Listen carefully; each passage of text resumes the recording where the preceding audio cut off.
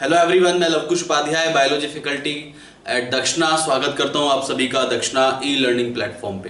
तो आज का जो हमारा टॉपिक है lecture number 1 of microbes in human welfare. So today I am going to discuss a very interesting topic that you called microbes in human welfare.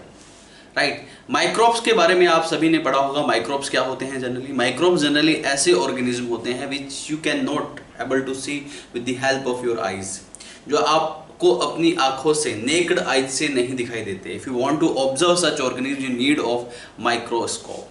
Right, तो यहाँ पे माइक्रोस्कोप की जरूरत पड़ती है ऐसे ऑर्गेनिज्म को देखने के लिए, उन्हें आप माइक्रोब्स कहते हैं।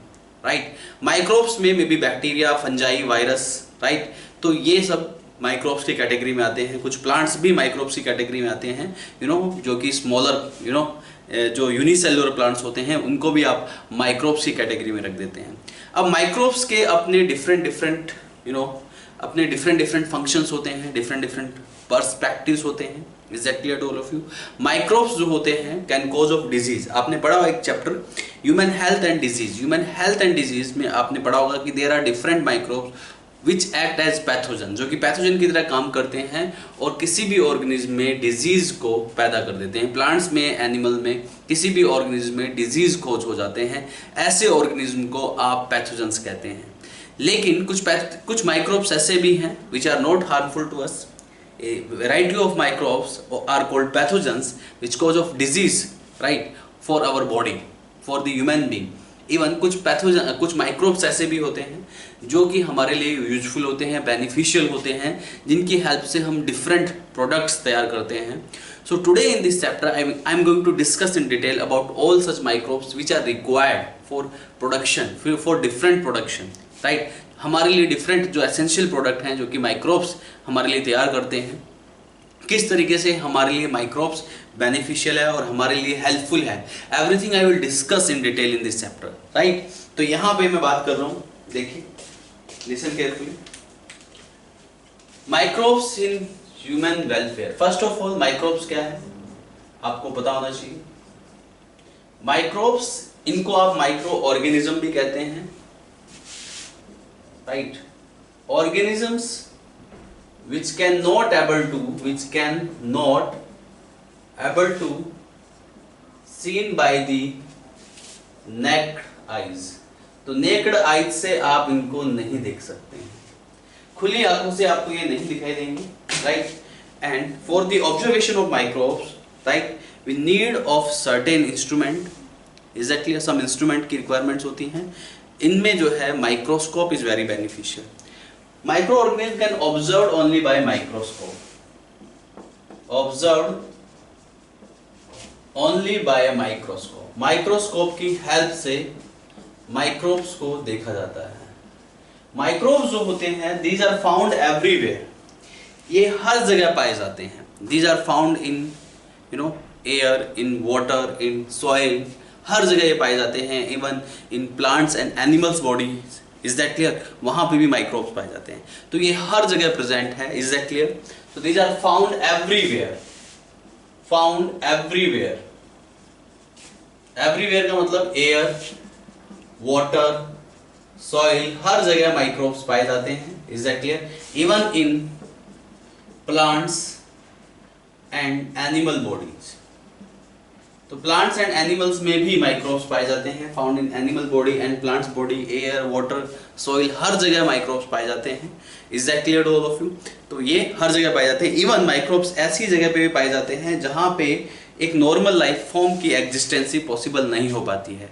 कुछ ऐसे भी माइक्रोब्स होते हैं, कुछ ऐसे भी माइक्रो ऑर्गेनिज्म होते हैं जो कि एक हार्श इन्वायरमेंट में पाए जाते हैं, जहां पे आप नॉर्मल लाइफ फॉर्म की एग्जिस्टेंसी को कंसीडर ही नहीं कर सकते हैं। जहां पे एक नॉर्मल लाइफ फॉर्म एग्जिस्ट नहीं कर पाती है, वहां पे भी माइक्रोब्स कैन सर्वाइव। इवन कुछ ऐसे माइक्रोब्स होते हैं जो हाइड्रोथर्मल वेंट्स में पाए जाते हैं, हाई टेम्परेचर में सर्वाइव करते हैं। Even more than 100 degree Celsius तक टेम्परेचर पे भी माइक्रोब सर्वाइव कर सकते हैं। इवन सब जीरो टेम्परेचर पे भी माइक्रोब सर्वाइव कर सकते हैं। तो माइक्रोब्स ऐसे होते हैं which can even found in harsh habitat also, where other life form does not generally exist. जहाँ पे अदर लाइफ फॉर्म एग्जिस्ट नहीं करती है वहाँ पे भी माइक्रोब्स एग्जिस्ट कर जाते हैं। हार्श हैबिटेट में भी माइक्रोब्स पाए जाते हैं। Is that clear? This can be found can be found at high temperature, ये हाई टेम्परेचर पे भी पाए जा सकते हैं। हाई टेम्परेचर मतलब more than 100 degree Celsius temperature पे भी सर्वाइव करते हैं। Even at very low temperature also. Low temperature मतलब सब जीरो टेम्परेचर, तो सब जीरो टेम्परेचर पे भी माइक्रोब्स सर्वाइव कर सकते हैं। तो हमारी इमेजिनेशन जहां तक नहीं हो सकती है वहां तक माइक्रोब्स जो है सर्वाइव करते हैं। जहां पे अदर लाइफ फॉर्म एग्जिस्ट नहीं कर पाती है वहां पे भी माइक्रोब्स सर्वाइव कर जाते हैं। माइक्रोब्स की कैटेगरी में जो मेजर ऑर्गेनिज्म है, you must understand about this. Microbes include major organisms, it includes bacteria, protozoans, fungi, unicellular plants.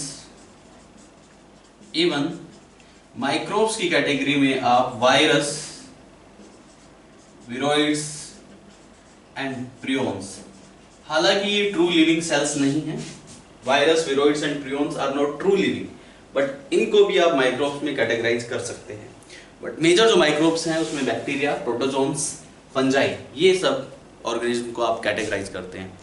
अब माइक्रोब्स हमारे लिए हार्मफुल भी हो सकते हैं, this can cause of disease, तो ऐसे माइक्रोब्स को आप पैथोजेंस बोल सकते हैं, राइट। तो microbes can be cause of disease, these can be cause of disease and such microbes are called pathogens। ऐसे माइक्रोब्स को आप पैथोजेंस कहते हैं जो कि जनरली कॉज ऑफ डिजीज होते हैं। तो disease cause micro organism that you called pathogens, but these can be very beneficial for the human welfare, even these may be very beneficial for human welfare। ये human welfare के लिए बहुत ही beneficial है। कैसे?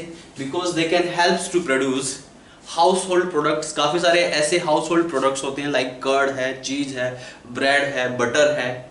Is that clear to all of you? ये सब house hold product है। डोसा है, इडली है, you know south Indian traditional जो फूड है, राइट। और ये सब हाउस होल्ड प्रोडक्ट है। हाउस होल्ड प्रोडक्ट्स को बनाने में माइक्रोब्स बहुत हेल्प करते हैं, they are very beneficial. Is that clear? House hold product को, न्यूट्रिशियस प्रोडक्ट्स को बनाने में microbes play a very great and significant role. So these can be cause of disease, these can be pathogens, but even these can B also, you know, these can be beneficial for us. ये हमारे लिए human welfare के लिए काफ़ी beneficial भी होते हैं। कुछ माइक्रोब्स ऐसे भी होते हैं जो हमारे लिए मेडिसिन को तैयार करते हैं, एंटीबायोटिक्स जिनको आप बोलते हैं। Is that clear? कुछ माइक्रोब्स ऐसे भी होते हैं जो इंडस्ट्रियल प्रोडक्ट्स तैयार करते हैं, फर्मेंटर्स में, बेवरेज प्रोडक्शन में हेल्प करते हैं। इवन माइक्रोब्स जो है सीवेज ट्रीटमेंट में भी हेल्प करते हैं। कुछ microbes as you can use as bio control agents, you know, plants में as a pesticides, as insecticides, यानी यू नो माइक्रोब्स ऐसे भी होते हैं जो हार्मफुल इंसेक्ट्स और पेस्ट को किल करने का काम करते हैं। एग्रीकल्चर में भी माइक्रोब्स का इस्तेमाल कर सकते हैं। तो there are several applications of the microbes. Is that clear to all of you? Microbes के बहुत सारे यूजेस हैं। We can use the microbes and they can be very beneficial to us. तो यहाँ पे बेनिफिशियल फॉर ह्यूमन वेलफेयर, जैसे कि these are very beneficial for the house hold products.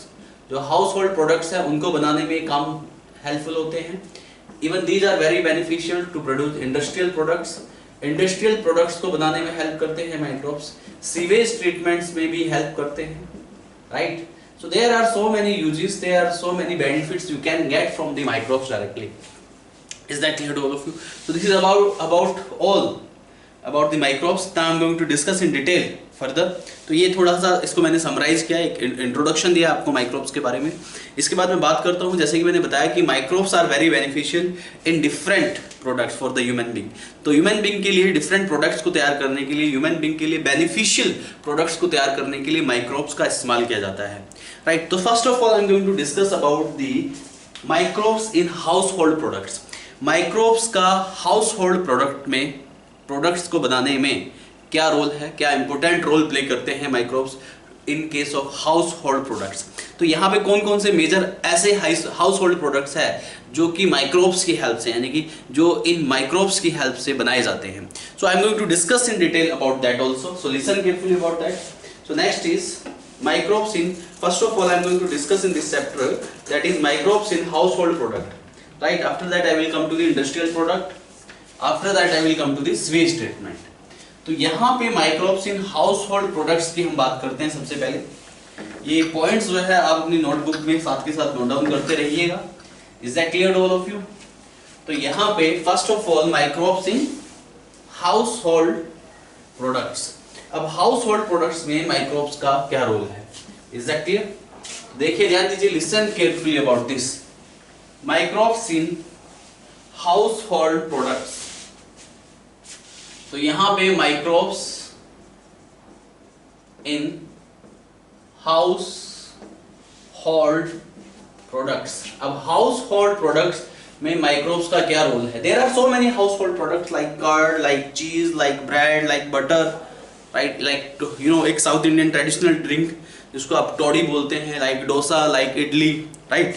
तो यहाँ पे there are so many house hold products, और इन हाउस होल्ड प्रोडक्ट्स में microbes play very great and important role, right. और यहाँ पे इन हाउस होल्ड प्रोडक्ट्स को बनाने में माइक्रोब्स जो है हेल्प करते हैं। तो सबसे पहला जो सबसे इंपॉर्टेंट हाउस होल्ड प्रोडक्ट है, and you are very familiar about this product, that you called curd, right. अगर देखा जाए इंडियन डाइट या हमारी जो डाइट है, वेजिटेरियन डाइट हो या नॉन वेजिटेरियन डाइट हो, this is completely incomplete without the curd, right. ये पूरी तरीके से इनकम्प्लीट मानी जाती है। हमारी डाइट जो है पूरी तरीके से इनकम्प्लीट होती है without curd. Is that clear to all of you? बात समझ में आ रही? Without butter water you can say. तो यहाँ पे जो कर्ड है, बिना कर्ड के हमारी डाइट जो है अधूरी रह जाती है।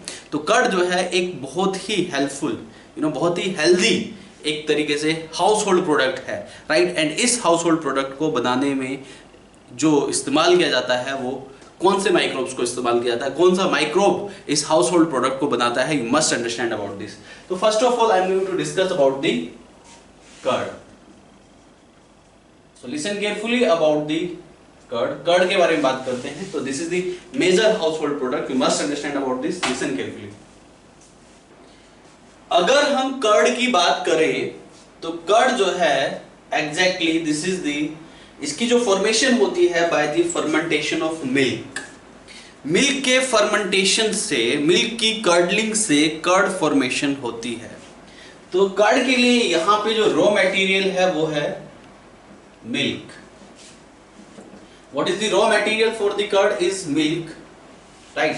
तो मिल्क से कर्ड बनाई जाती है। जनरली दूध को पहले गर्म किया जाता है, और गर्म करने के बाद उसको थोड़ा सा ठंडा करके उसके बाद उसके अंदर इनओक्यूलम या स्टार्टर डाला जाता है, जिसमें कि मिलियंस ऑफ लैक्टोबैसिलस बैक्टीरिया होते हैं जो कि कर्ड का प्रोडक्शन करने में हेल्प करते हैं। तो कर्ड को बनाने में जनरली जो बैक्टीरिया इन्वॉल्व है उसको आप कहते हैं लैब। लैब मतलब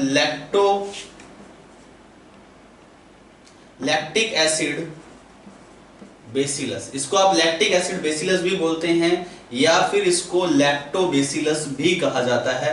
सो डोंट बी कंफ्यूज। तो ये बैक्टीरिया मिल्क से कर्ड प्रोडक्शन में हेल्प करता है। ये बैक्टीरिया जो है मिल्क को किस में कन्वर्ट कर देता है? कर्ड में।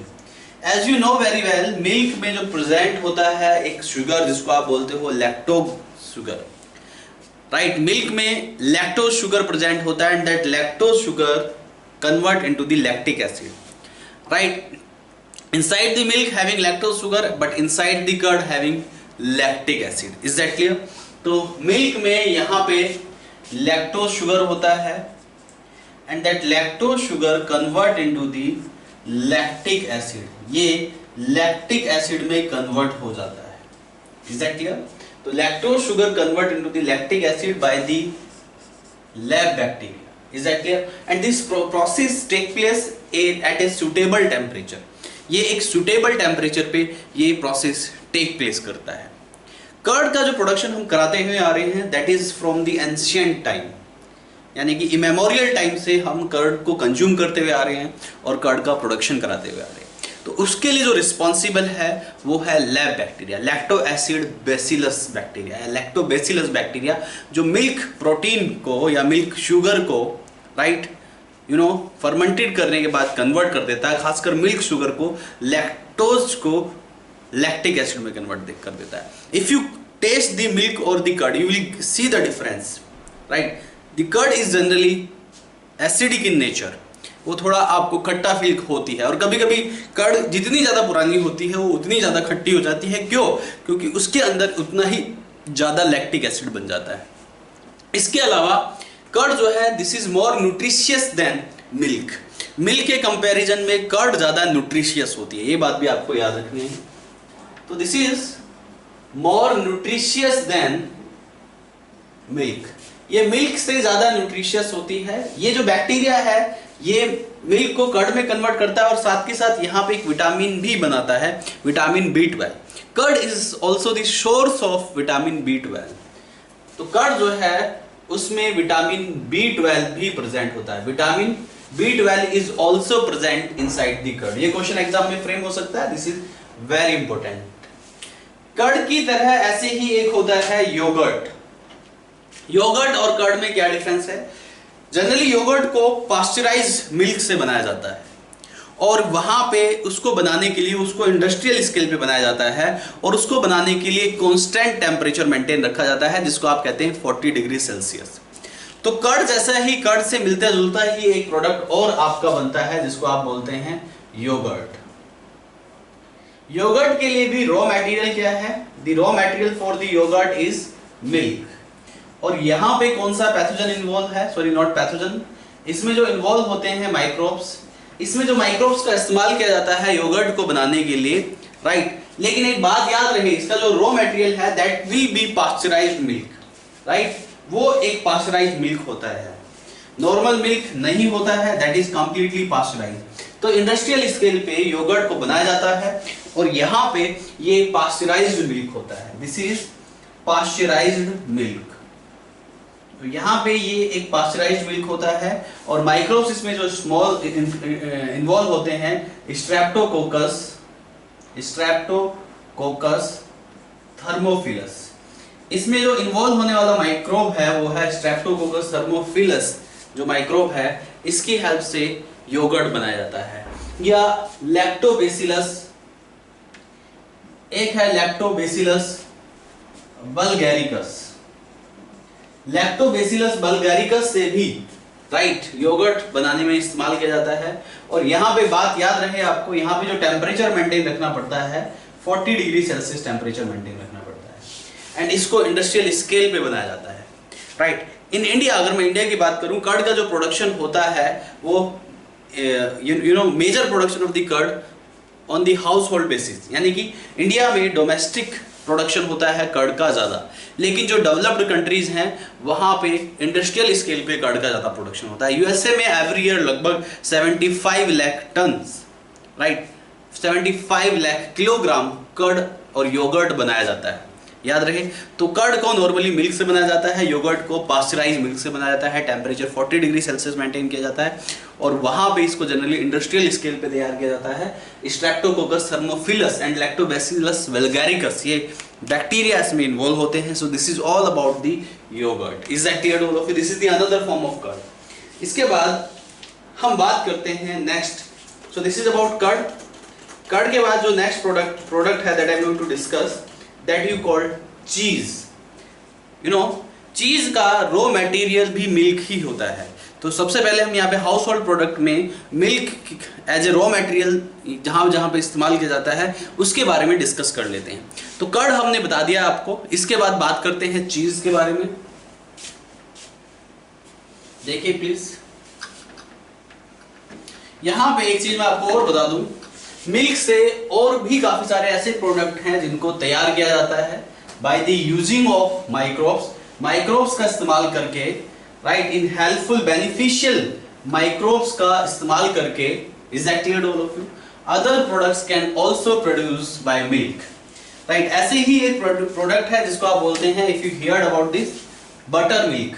जो बटर मिल्क बनाते हैं हम, राइट, ये कभी कभी एग्जाम में क्वेश्चन फ्रेम हो जाता है, मैं लिख देता हूँ। तो जो बटर मिल्क बनाते हैं, बटर मिल्क को बनाने के लिए कौन से माइक्रोब्स की रिक्वायरमेंट चाहिए?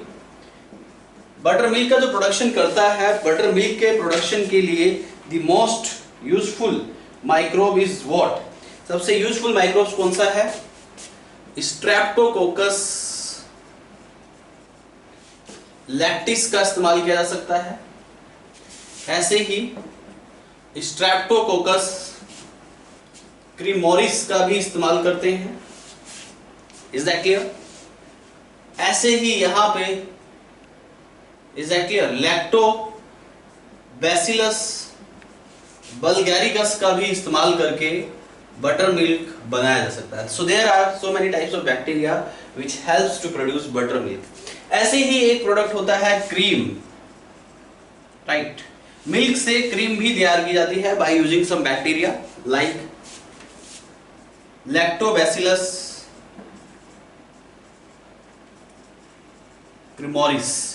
तो लैक्टोबैसिलस क्रीमोरिस बैक्टीरिया का इस्तेमाल किया जाता है क्रीम बनाने के लिए। ऐसे ही मैं बात कर रहा हूं चीज के बारे में। चीज भी एक बहुत पुराना ओल्ड हाउस होल्ड प्रोडक्ट है। अगर हम चीज की बात करें तो cheese, there are different taste of cheese, there are different flavour of cheese. You can easily get in the market different flavour with the different flavour and with the different taste of cheese. तो चीज के different test होते हैं, different flavour होते हैं। Is that clear? तो चीज, जो टेस्ट ऑफ चीज है या फ्लेवर ऑफ चीज है, that depends on different types of microbes, different type of micro organism पे डिपेंड करता है flavour and taste of the cheese. Is that clear? तो चीज एग्जैक्टली है क्या? चीज जनरली ये एक फर्मेंटेड फॉर्म है, राइट। चीज जो बनाया जाता है, this is generally produced after the fermentation of fat of milk and casein protein. Milk में एक प्रोटीन होता है जिसको आप बोलते हो केसिन। तो केसिन को और फैट को फर्मेंट किया जाता है, उसके बाद उसकी कंडेंस्ड फॉर्म को आप चीज कहते हैं, याद रहे। तो चीज क्या है? This is the condensed form, condensed यानी कि solid form, condensed form of milk fat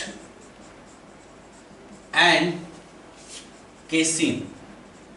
तो यहां पे condensed form of milk fat and casein को आप चीज कहते हैं, राइट। और ये जो मिल्क फैट है और यहाँ पे ये जो condense form of milk fat है या यहाँ पे जो केसिन है, this is the fermented form, यानी कि इसको फर्मेंट करके बनाया गया है, फर्मेंटेड फॉर्म है। Is that clear to all of you?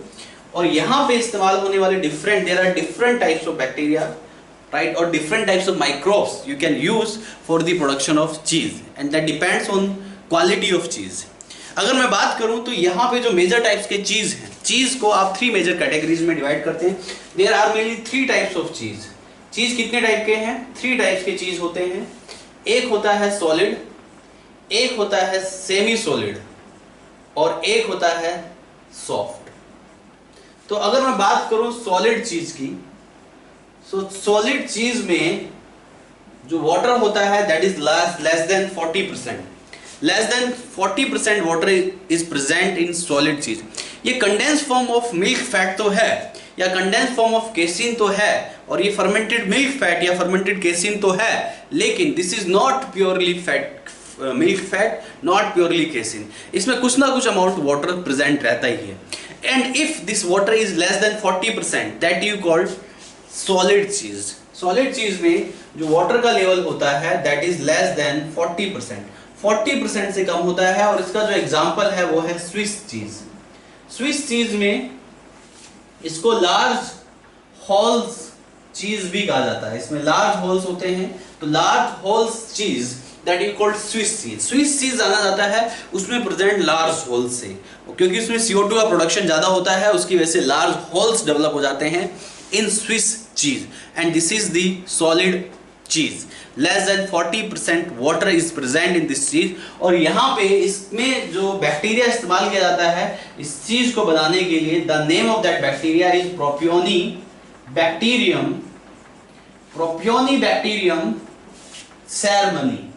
तो propioni bacterium shermanii, this is the name of bacteria. And now there is difficult question and there is very difficulty to learn such kind of names, right. आपको इसमें chapters में काफी सारे ऐसे microbes bacteria के नाम दिए हुए हैं, राइट, जिनको याद करने में आपको डिफिकल्टी महसूस होती है, राइट। मेनली तो आपको कन्फाइंड रहना है, जितने भी एग्जाम्पल्स एनसीईआरटी में दिए हैं वो सारे एग्जाम्पल्स तो एनी हाउ होने ही चाहिए, 100% होने चाहिए, राइट। उसके अलावा जो अदर माइक्रोब्स के नेम्स मैं यहाँ पे डिस्कस कर रहा हूँ उन सभी को याद करने का सिर्फ एक ही तरीका होता है कि इनको 1-2 बार लिख के याद करो और उसके बाद क्वेश्चंस की प्रिपरेशन करो and you will easily learn about all the names of the microbes, right. So this is the only way to learn the name of microbes. तो इनसे घबराने की बिल्कुल भी कोई जरूरत नहीं है, कोई भी आवश्यकता नहीं है। इनको 2 बार लिख के आप देखेंगे, so that will be very easy to you. Is that clear?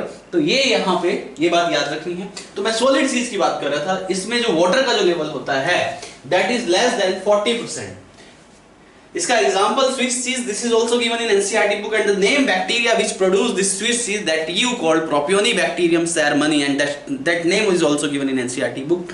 इसके बाद सेमी सॉलिड चीज की मैं बात कर रहा हूं, सेमी सॉलिड चीज की मैं बात कर रहा हूं। सेमी सॉलिड चीज में जो वाटर का लेवल होता है that is not less than 40%। Semi solid चीज में वाटर का लेवल होता है 45%। सो द वाटर लेवल थोड़ा सा इंप्रूव है, 45% वाटर लेवल है in case of semi solid चीज। और इसका जो बेस्ट एग्जांपल है दैट इज रॉकफोर्ट चीज। रॉकफोर्ट चीज इज सेमी सॉलिड चीज, और इसको बनाने के लिए एक फंजाई का इस्तेमाल किया जाता है जिसका नाम है पेनिसिलियम रॉकफोर्टी। तो यहां पे जो इस्तेमाल किया जाता है microbe for the preparation of this चीज, तो उसमें एक फंजाई का इस्तेमाल किया जाता है, and the name of that fungi is penicillium roqueforti. So the name of that fungi is Penicillium roqueforti। तो पेनिसिलियम रॉकफोर्टी नाम का जो फंजाई है उसका जनरली इस चीज के प्रोडक्शन में जनरली इस्तेमाल किया जाता है। Is that clear? इसके बाद नेक्स्ट इज सॉफ्ट चीज। अगर मैं बात करूं सॉफ्ट चीज की, तो what is exactly soft cheese and how it will prepare and which organism is required, which microbes is required to produce this soft cheese that I am going to discuss. So listen carefully about this. देखिए, ध्यान दीजिए please. तो what I am going to discuss here next is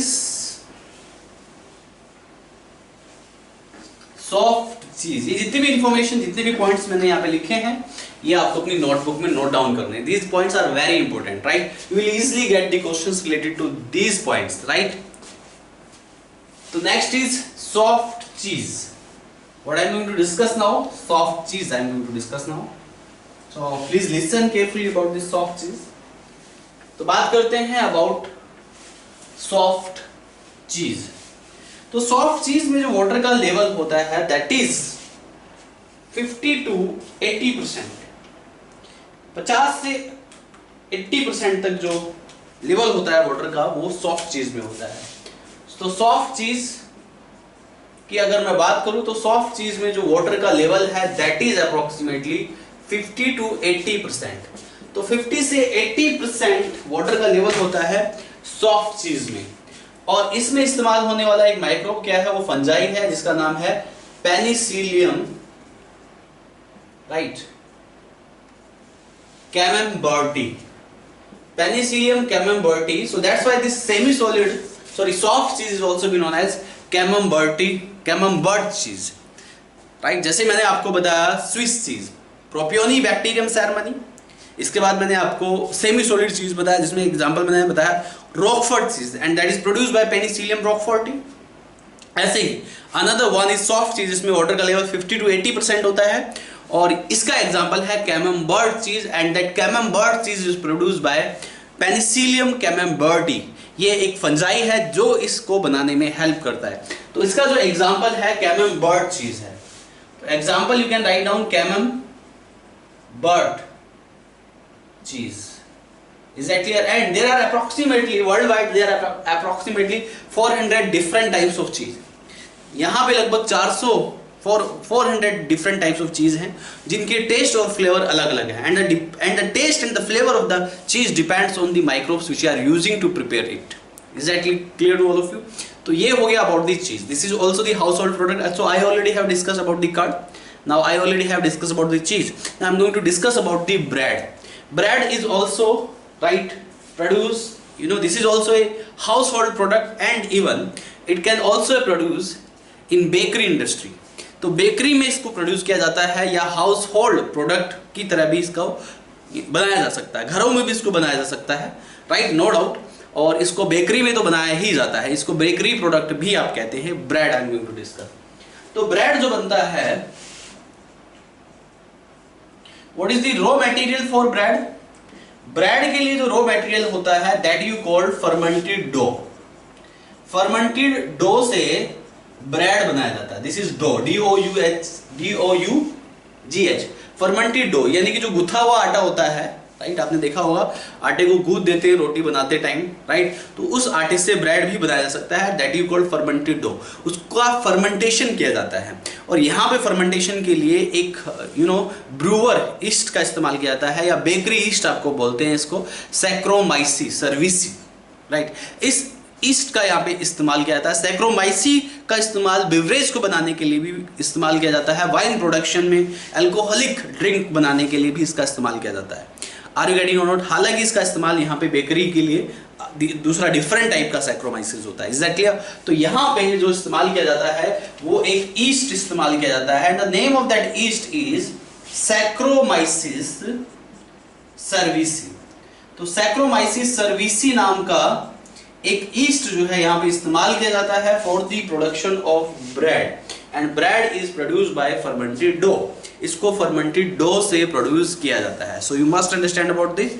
इसके अलावा यहाँ पे कुछ चीजें मैं आपको बता दूं। जब फर्मेंटेशन होता है, इस डो का जब फर्मेंटेशन हो जाता है तो इसमें पफी अपीयरेंस देखी जाती है, इसका पफ बन जाता है। तो जो पफी अपीयरेंस देखी जाती है, it will be puffed up. तो जो पफ्ड अप हो जाता है that is due to the production of CO2। CO2 fermentation के टाइम पे इस फर्मेंटेड डो, यानी कि इस डो में जब फर्मेंटेशन होता है तो फर्मेंटेशन के टाइम पे यहाँ पे CO2 जो है लार्ज अमाउंट में प्रोड्यूस होता है, and that CO2 cause of puffing up of this fermented dough. Is that clear? तो यहाँ पे ये क्वेश्चन एग्जाम में फ्रेम हो जाता है, दिस इज वेरी इंपॉर्टेंट। तो यहाँ पे तो जो फर्मेंटेड डो है that will be puffed up, and this is puffing up due to production of CO2। CO2 के प्रोडक्शन की वजह से इसमें पफिंग देखी जाती है। Is that clear? Bakery industry में जब इस फर्मेंटेड डो में जब फर्मेंटेशन हो जाती है तो इसको जो है इसको जो है पकाया जाता है एक तरीके से। Is that clear? तो इसको हीट किया जाता है, गर्म किया जाता है, और गर्म करते टाइम यहाँ पे CO2 और इथेनॉल इवेपोरेट हो जाती है, और CO2 इथेनॉल इवेपोरेट होने की वजह से, right, is that clear to all of you? ये जो है मतलब CO2 और इथेनॉल जब इवेपोरेट हो जाती है तो जो फर्मेंटेड डो है इसमें स्वेलिंग देखी जाती है, यानी कि ये फूल जाता है। Is that clear? तो swollen of fermented dough due to the evaporation of CO2 and the ethyl alcohol, क्योंकि यहाँ पे इस ईस्ट का आप इस्तेमाल कर रहे हैं तो वो कुछ अमाउंट में इथाइल अल्कोहल भी बनाएगा, and that will be very least amount, क्योंकि थोड़े टाइम के लिए इसका फर्मेंटेशन किया जाता है। तो ये मतलब ये सोचने की जरूरत नहीं है आपको कि ये जो ब्रेड है इसमें अल्कोहल होता है, there is no alcohol. Is that clear? That evaporate at that time. Bakery industry में ये इवेपोरेट कर जाता है जब वो उसको हीट किया जाता है। Are you getting or not? तो यहाँ पे इस प्रोसेस को आप लीवनिंग भी कहते हैं। तो मैं लिख देता हूँ, एक टर्म आ जाता है लीवनिंग। लीवनिंग का मतलब क्या है? This is the swelling of dough at the time of heating. At the time of heating के टाइम पे जो डो जो है स्वेल हो जाती है, यानी उसका साइज बढ़ जाता है, and that is possible due to evaporation. यहाँ पे इवेपोरेशन होता है किसका? एट दैट टाइम जब उसको हीट किया जाता है तो इवेपोरेट होता है, evaporation of CO2 and ethyl alcohol. तो इथाइल अल्कोहल भी ये बना देते हैं, तो ये इवेपोरेट हो जाते हैं।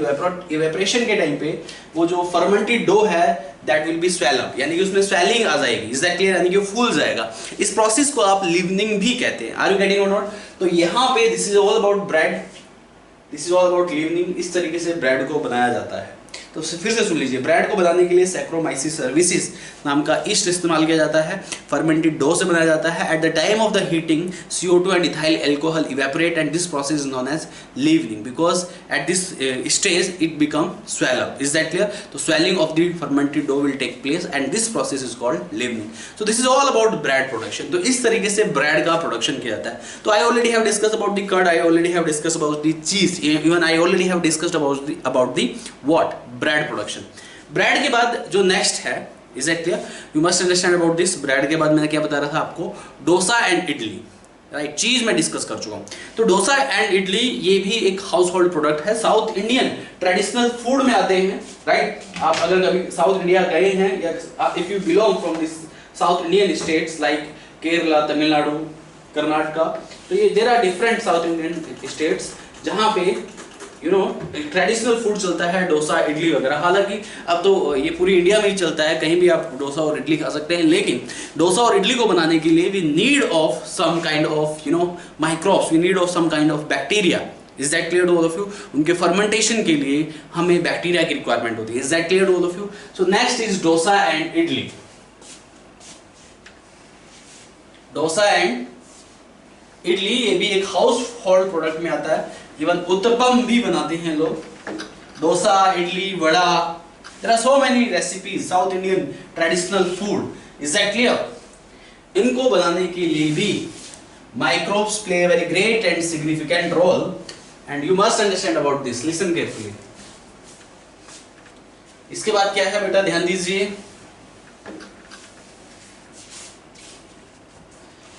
Next is what? Other South Indian traditional food. Dosa and idli. Dosa and idli ये क्या है, साउथ इंडियन ट्रेडिशनल फूड में आता है, यानी कि राइट साउथ इंडिया का एक बेसिक फूड है डोसा एंड इडली।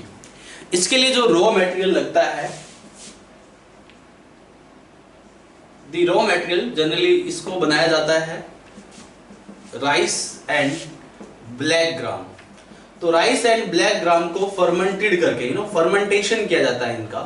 तो इनको राइस को और ब्लैक ग्राम को फर्मेंटेशन, इन प्रोडक्ट्स का फर्मेंटेशन करके डोसा, इडली, ये सब साउथ इंडियन ट्रेडिशनल फूड आप जो है तैयार करते हैं। और यहाँ पे जो इस फर्मेंटेशन में, यानी कि जो साउथ इंडियन ट्रेडिशनल फूड है, इन साउथ इंडियन ट्रेडिशनल फूड को बनाने में जो माइक्रोब्स इस्तेमाल होता है वो जनरली एक बैक्टीरिया होते हैं, वो मैं लिख देता हूँ। तो यहाँ पे जो रॉ मटेरियल है वो है rice and black gram and the bacteria which are involve in the production of dosa and idli.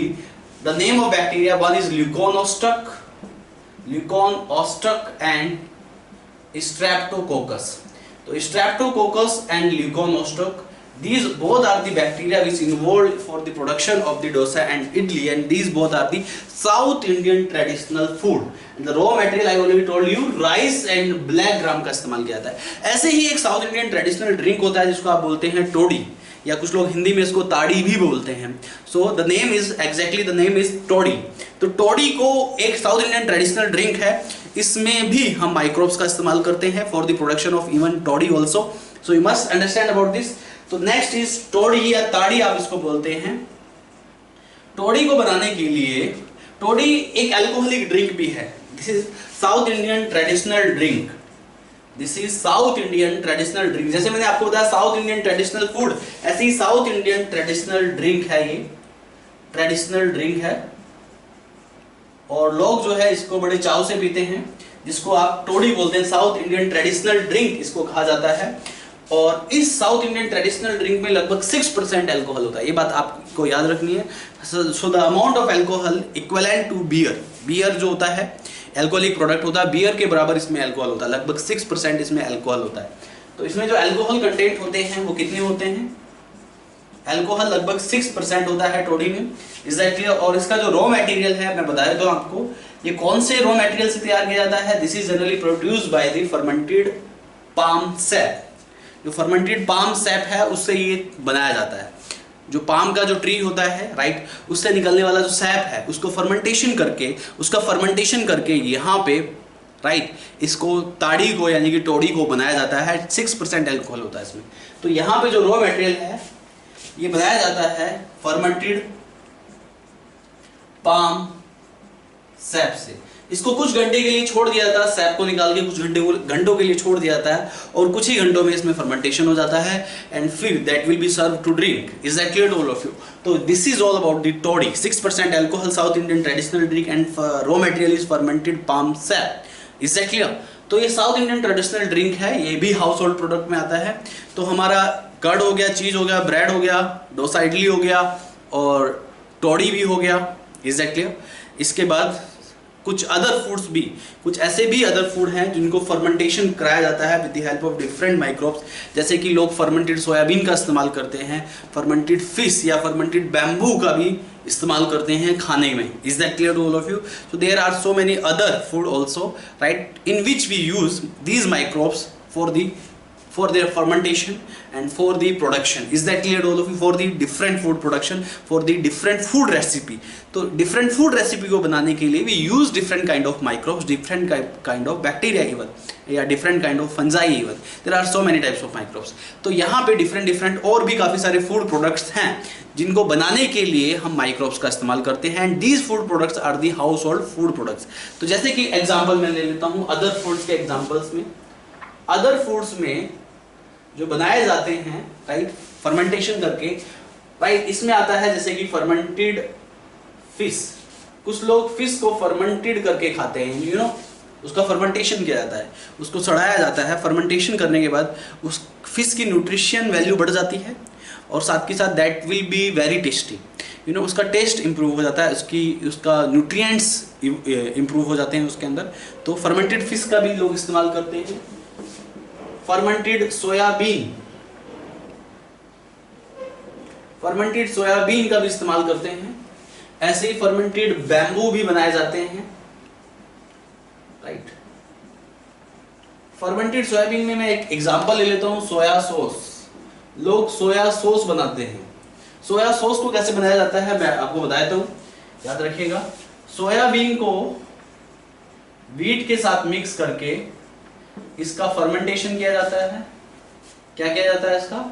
Fermentation. और फर्मेंटेशन के बाद हमारे पास बनती है soya sauce. You know, there are different name of soya sauce. Soya sauce के भी डिफरेंट नेम है, पता है आपको? Soya sauce, this is salty in nature, right, ये नेचर में सॉल्टी होती है। Is that clear to all of you? Brown in colour and salty in nature, this soya sauce. There are different soya sauce, right, which are very famous, जो कि बहुत ही famous है। काफी सारी सॉस ऐसी हैं सोया सॉस जो कि काफी फेमस है, जैसे टेम्पे एक सोया सॉस है and this is produce in Indonesia, right. Fermentation के बाद, fermentation of wheat and soybean के मिक्सचर को फर्मेंटेशन करके सोया सॉस तैयार की जाती है। And that soya sauce, there are so many types of soya sauce, like tempeh, like tofu, like sufu. तो टेम्पे, टोफू, सूफू, राइट, ये सब क्या है? सोया सॉस है। टेम्पे जो बनाया जाता है इंडोनेशिया में बनाया जाता है। If you will visit the Indonesia, you can easily get the tempeh and you will say, and this is very popular soya sauce in Indonesia. Tofu, this is in Japan, and Sufu, this is in China. So there are different type of soya sauce will produce. So this is all about microbes in household product. तो इसी के साथ हमारा microbes in household product topic is complete. Now I am going to discuss about the microbes in industrial products. तो industrial products में जो major products आते हैं वो आता है, सबसे पहले आता है बिवरेजेस में, मतलब अल्कोहलिक ड्रिंक वगैरह जो होते हैं ये बिवरेजेस में आते हैं। तो जो बिवरेजेस हैं, are you getting or not, ये आते हैं इंडस्ट्रियल प्रोडक्ट्स में। ऐसे ही इंडस्ट्रियल प्रोडक्ट्स में कुछ मेडिसिनल प्रोडक्ट्स भी होते हैं, जैसे कि antibiotics. So I am going to discuss in detail about these industrial products also. So first of all I am going to discuss about beverages. Is that clear? So you must understand about different types of beverages, और ये beverages के raw materials क्या क्या होते हैं, और यहाँ पे जो beverages को बनाने के लिए raw material क्या लगता है, और इनमें अल्कोहल का कितना % होता है, और इनका fermentation कौन करता है, everything I will discuss in detail. So listen carefully about this. Is that clear to all of you? So next is beverage or the beverages.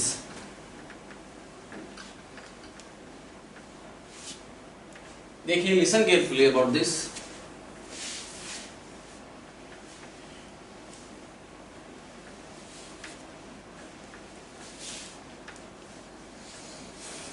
ध्यान दीजिए प्लीज।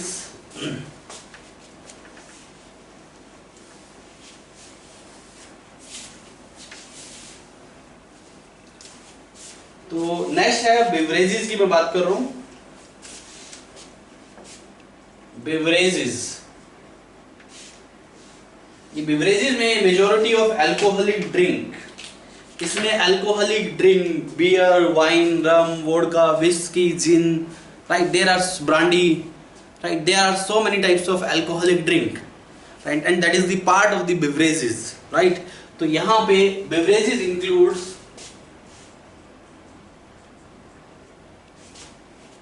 अल्कोहलिक ड्रिंक, और हर अल्कोहलिक ड्रिंक की concentration अलग अलग होती है, right. बात समझ में आ रही है? आपको 11th क्लास में अगर आपने पढ़ा हो रेस्पिरेशन इन प्लांट चैप्टर में, जो यहाँ पे जितने भी बड़े बड़े फर्मेंटर्स होते हैं उनमें जनरली आप जो इस्तेमाल करते हैं ईस्ट का इस्तेमाल करते हैं। तो एक ईस्ट फर्मेंटर्स में मैक्सिमम 13% अल्कोहल बना सकता है। अगर 13% से ज़्यादा अल्कोहल होगी तो in that case that yeast can be die and fermentation process will not go further, right, that will not be further। तो वो प्रोसेस जो है वो आगे नहीं बढ़ेगा अगर वहाँ पे 13% से ज़्यादा अल्कोहल हो गया, क्योंकि 13% से ज़्यादा अल्कोहल खुद ईस्ट को किल कर देता है। तो अल्कोहल बनाने वाले ईस्ट अगर खुद किल हो जाएगा 13% ज़्यादा अल्कोहल पे, it means further fermentation will not take place. तो मैक्सिमम फर्मेंटर्स में जो अल्कोहल की परसेंटेज होती है 13% होती है। लेकिन कुछ अल्कोहलिक ड्रिंक ऐसे होते हैं जिसमें कि 50% अल्कोहल है, या 60 to 70% अल्कोहल है, 60 to 80% अल्कोहल है, इज दैट क्लियर, 40% अल्कोहल है। तो फर्मेंटर्स में तो मैक्सिमम 13% अल्कोहल बनती है, लेकिन हमारे पास जो अल्कोहल अवेलेबल है उसमें परसेंटेज और भी ज़्यादा है अल्कोहल की।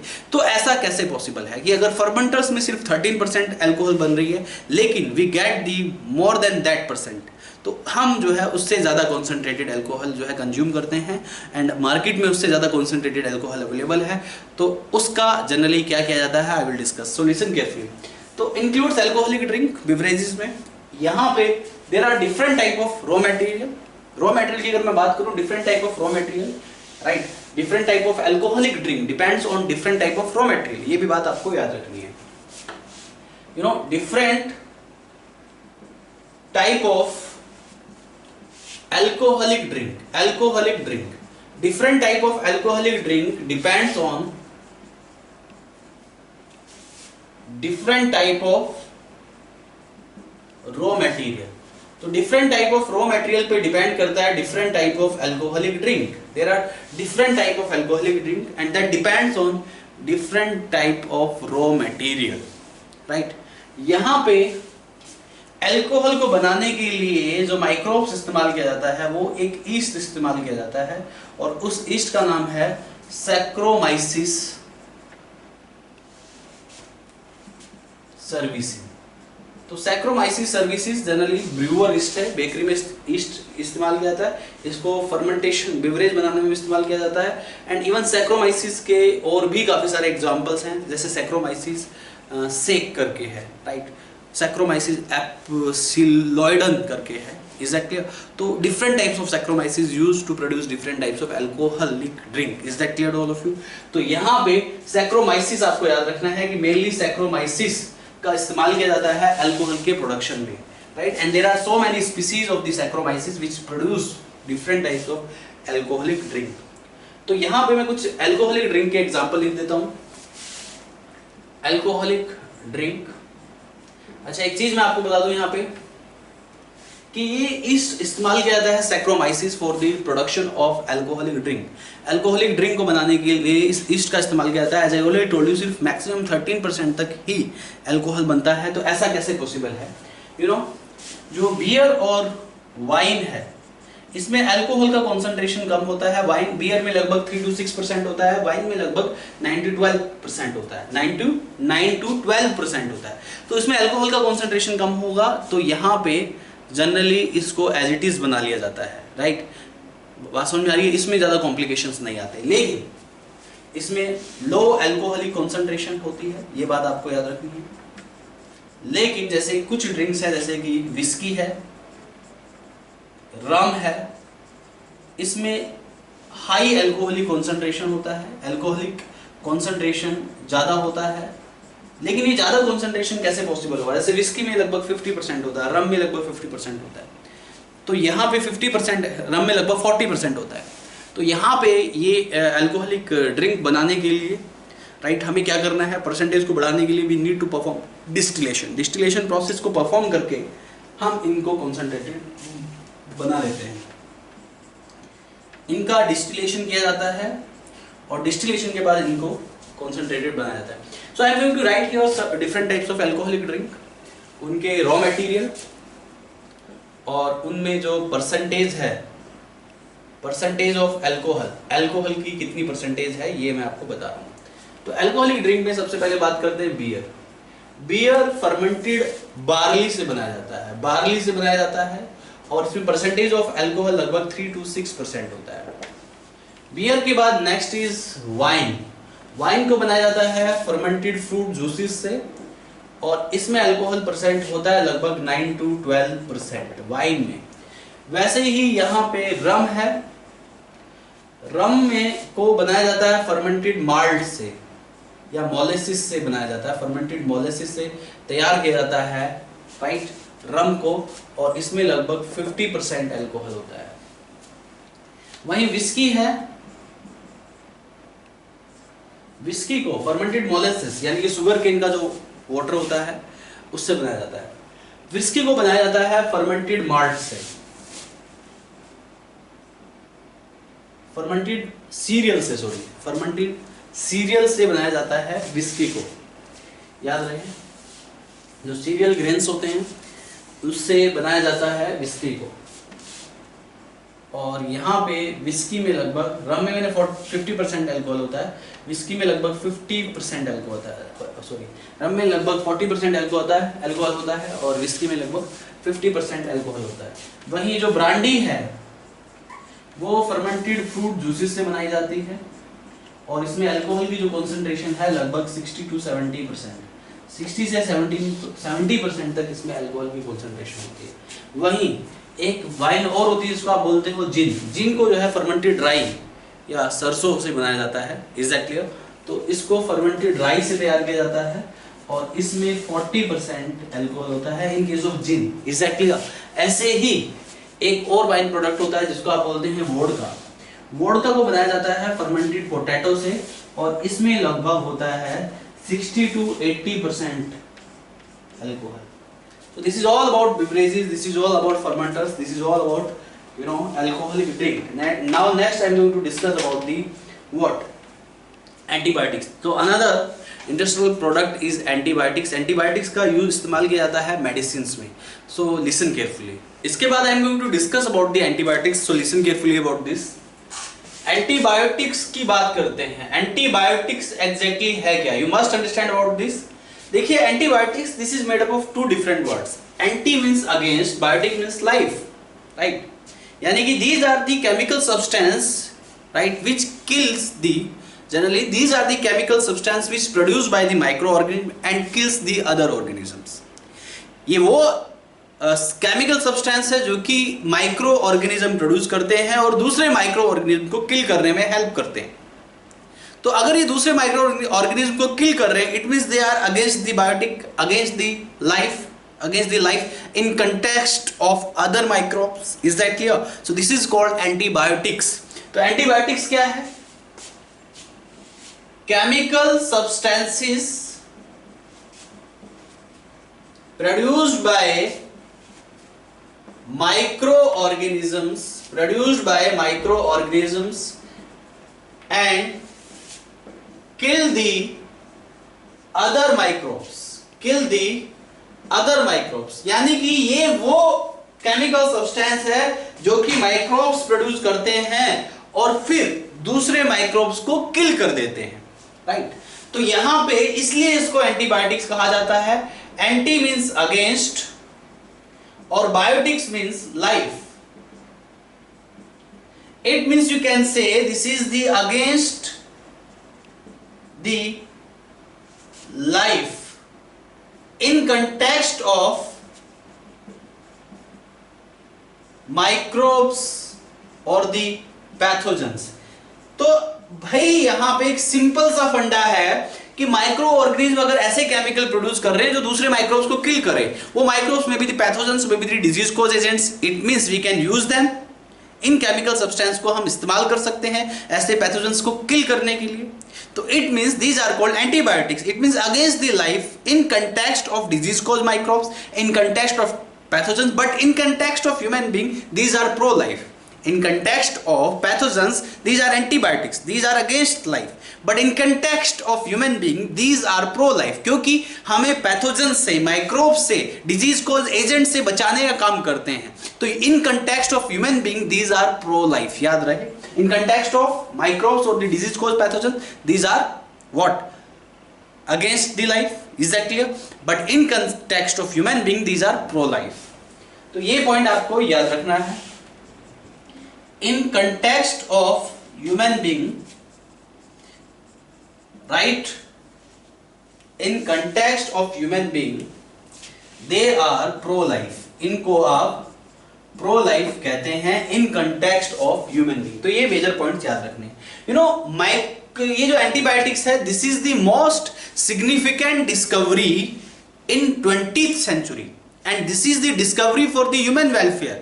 There are so many pathogenic diseases which generally cured by these antibiotics and permanently cured by these antibiotics, and we can be disease free. So this is the most significant discovery in 20th century. First antibiotics was discovered by a scientist जिसका नाम था Alexander Fleming.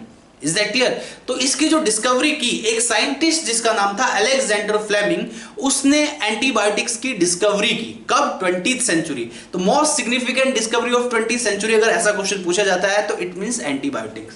तो इसको आप consider करते हैं most significant discovery of 20th century. और यहां पे फर्स्ट टाइम एंटीबायोटिक्स जो है डिस्कवर्ड बाय एक साइंटिस्ट जिनका नाम था अलेक्जेंडर फ्लेमिंग. अलेक्जेंडर फ्लेमिंग नाम के एक साइंटिस्ट थे जिन्होंने इसकी डिस्कवरी की. Is that clear? बात समझ में आ रही है? तो ये जो डिस्कवरी थी, this is the discovery by chance, right? इन्होंने एग्जैक्टली क्या देखा, ये कल्चरल प्लेट में स्ट्रेफिलोकोकाई नाम के एक बैक्टीरिया को ग्रो कराना चाहते थे, लेकिन इन्होंने कल्चर प्लेट को अनवॉश्ड ही इस्तेमाल कर लिया बाय मिस्टेक. तो वहां पे कुछ मोल्ड ग्रो हो गए, एंड वो जो मोल्ड थे वो थे पेनिसिलियम नोटेटम फंजाई के. और उन पेनिसिलियम नोटेटम मोल्ड की ग्रोथ की वजह से जो स्टेफिलोकोकाई थे वहां पे वो ग्रो नहीं कर पाए. तो वहां पे उनको आइडिया आया कि जो मोल्ड है, ये जो पेनिसिलियम नोटेटम का मोल्ड यहाँ पे ग्रो हुआ है accidentally by chance, is that clear, जिसने स्टेफिलोकोकाई को ग्रो नहीं होने दिया है. यानी कि इससे कुछ ऐसे हार्मफुल केमिकल्स निकल रहे हैं जिसकी वजह से ये स्टेफिलोकोकाई जो है किल हो जाता है. तो इस तरीके से डिस्कवरी हुई थी पेनिसिलिन की. तो फर्स्ट डिस्कवर्ड एंटीबायोटिक्स कौन सा था? फर्स्ट डिस्कवर्ड एंटीबायोटिक्स कौन सा था बेटा? The name of first discovered antibiotics biotic was penicillin. और ये पेनिसिलिन कहां से निकला? ये मोल्ड ऑफ पेनिसिलियम नोटेटम, एक फंजाई है जिसका नाम है पेनिसिलियम नोटेटम. तो पेनिसिलिन नोटेटम नाम के एक फंजाई से पेनिसिलिन निकला फर्स्ट टाइम, जिसको डिस्कवर किया था अलेक्जेंडर फ्लेमिंग ने. और फर्स्ट टाइम जब eight the time of the discovery penicillin ने कौन से बैक्टीरिया को किल किया? स्टेफिलोकोकाई. वो कौन से बैक्टीरिया को ग्रो कराना चाहता था अलेक्जेंडर फ्लेमिंग? स्टेफिलोकोकाई. ये बात भी आपको याद रखनी है. पेनिसिलिन ने किसको किल कर दिया eight that time of the discovery? स्टेफिलोकोकाई को. स्टेफिलोकोकाई नाम के एक बैक्टीरिया को पेनिसिलिन ने किल कर दिया. यानी कि इसकी कल्चरल प्लेट में वो ग्रो कराना चाहता था स्टेफिलोकोकाई को, but it did not grow there because वहां पे पेनिसिलियम नोटेटम मोल्ड की ग्रोथ हो गई, और उस पेनिसिलियम नोटेटम से केमिकल निकला जिसका नाम था पेनिसिलिन, और उसने इस बैक्टीरिया को किल कर दिया. अब यहां पे हमें एक क्लू मिल गया, राइट? हमें जो है एक आइडिया मिल गया कि ऐसे भी माइक्रोब्स होते हैं जो कि बैक्टीरिया को किल कर सकते हैं. तो क्यों ना ये डिजीज कॉज बैक्टीरिया को किल करे, या डिजीज कॉज पैथोजेंस को किल कर सकते हैं. Is that clear to all of you? और पहली बार इसकी डिस्कवरी अलेक्जेंडर फ्लेमिंग ने की गई, और पहली बार जो first antibiotics was used in second world war for wounded American soldier. तो वुंडेड अमेरिकन सोल्जर्स के लिए पहली बार एंटीबायोटिक्स का इस्तेमाल किया गया, और 1945 में इस चीज के लिए अलेक्जेंडर फ्लेमिंग को नोबेल प्राइज भी मिला. याद रहे. तो first time used for wounded American soldiers के लिए इसका इस्तेमाल किया गया एंटीबायोटिक्स का इन वर्ल्ड वॉर 2. तो वर्ल्ड वॉर 2 में इसका इस्तेमाल किया पहली बार. याद रहे, वुंडेड अमेरिकन सोल्जर्स के लिए एंटीबायोटिक्स का. राइट। अलेक्जेंडर फ्लेमिंग ने एंटीबायोटिक्स की डिस्कवरी की, लेकिन एक दो साइंटिस्ट थे, फ्लोरी एंड चेन, उन्होंने इसके जो पोटेंशियल को एस्टैब्लिश किया, एंटीबायोटिक्स के पोटेंशियल को एस्टैब्लिश किया। डिस्कवरी किसने की? अलेक्जेंडर फ्लेमिंग ने। But the potential, effective potential of the antibiotics was established by Florey and Chain. इन दोनों साइंटिस्ट ने एस्टैब्लिश किया potential, effective potential of antibiotics को, तो उनको भी क्रेडिट जाता है। Is that clear? ये पॉइंट भी याद रखना है, एग्जाम में क्वेश्चन फ्रेम हो जाते हैं सारे पॉइंट्स एनसीईआरटी के, राइट। तो यहां पे दो साइंटिस्ट थे, Florey and Chain. Florey and Chain ने क्या काम किया? फ्लोरी एंड चेन ने right establish the full potential of antibiotics. Antibiotics के फुल पोटेंशियल को एस्टैब्लिश किया फ्लोरी एंड चेन। इन दोनों साइंटिस्ट ने establish the full potential of right antibiotics, Florey and Chain. इन दोनों साइंटिस्ट ने ऐसा काम किया। Is that clear to all of you? बात समझ में आ रही है? एंड फॉर दिस, इन तीनों साइंटिस्ट को, फ्लोरी को, चेन को एंड अलेक्जेंडर फ्लेमिंग को, won the Nobel prize in 1945। Is that clear? ये बात आपको याद रखनी है। तो 1945 में इन्होंने नोबेल प्राइज जीता इस बात के लिए। Is that clear?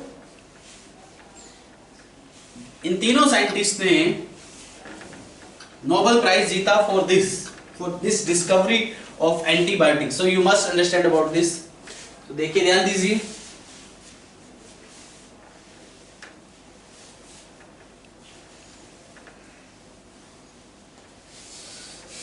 Listen carefully. Florey, Chain and Fleming, इन तीनों साइंटिस्ट ने won Nobel prize in 1945 for this historic discovery antibiotics. Antibiotics use for many deadly disease. ये एग्जांपल एनसीईआरटी में दिए, मैं लिखवा रहा हूं। यानी antibiotics use for many deadly disease, ऐसे डेडली पैथोजेंस के लिए इस्तेमाल किया जाता है, डेडली डिजीज के लिए इस्तेमाल किया जाता है, जो कि पहले इनक्योरेबल थी, लेकिन डिस्कवरी के बाद, एंटीबायोटिक्स की डिस्कवरी के बाद क्योरेबल डिजीजेस हो गई। तो इनके लिए जो इस्तेमाल किया जाता है वो कौन कौन सी बीमारी? वूपिंग कफ दिया है एग्जांपल, वूपिंग कफ, काली खांसी बोलते हैं इसको। प्लेग जैसी बीमारी के लिए एंटीबायोटिक्स इस्तेमाल किया। प्लेग बहुत ही खतरनाक महामारी थी, इज दैट क्लियर? प्लेग। इसके अलावा लेप्रोसी के लिए, लेप्रोसी, वूपिंग कफ, प्लेग जैसी बीमारी, is that clear all of you? और भी काफी सारी बीमारियां थी, इज दैट क्लियर? डायरिया जैसी बीमारी, इन सभी के लिए डिफरेंट एंटीबायोटिक्स का इस्तेमाल किया गया और इनको पूरी तरीके से क्योरेबल बनाया गया। अब antibiotics mainly of two types. Antibiotics दो टाइप के होते हैं, एक होता है लिमिटेड स्पेक्ट्रम एंटीबायोटिक्स और एक होता है ब्रॉड स्पेक्ट्रम एंटीबायोटिक्स। तो यहाँ पे एंटीबायोटिक्स जो है जनरली कितने टाइप के हैं? You must understand about this.